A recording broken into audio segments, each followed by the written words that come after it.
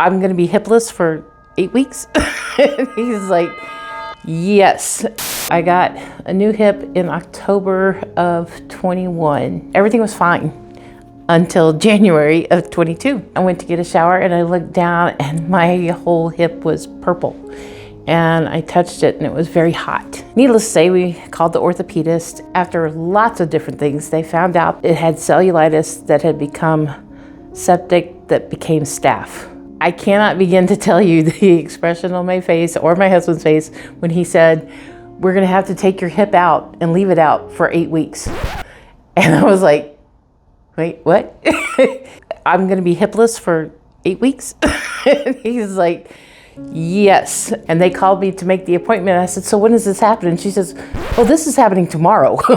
So I had no time to plan anything.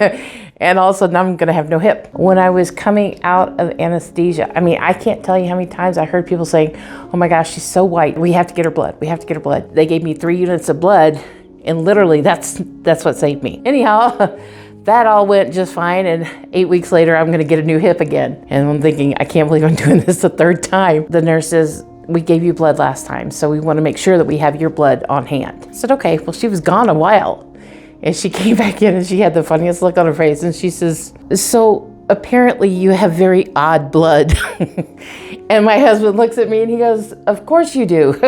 But how amazing was it that they could call Vitalit and they happened to have exactly what I needed.